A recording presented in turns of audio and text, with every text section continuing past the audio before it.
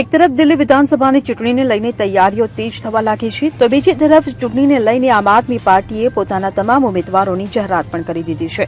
આ દરમિયાન મહેરૌલીથી આમ આદમી પાર્ટીના ધારાસભ્ય નરેશ યાદવે દિલ્હી વિધાનસભા ચૂંટણી લડવાનો ઇનકાર કરી દીધો છે.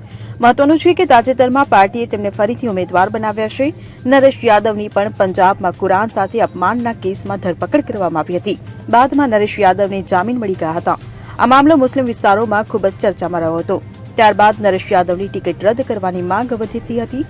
નરેશ યાદવે સોશિયલ મીડિયા સાઇટ પર પોસ્ટ કરી જણાવ્યું કે જ્યાં સુધી મને કોર્ટ દ્વારા સન્માનપૂર્વક નિર્દોષ જાહેર કરવામાં ન આવે ત્યાં સુધી હું ચૂંટણી લડીશ નહીં.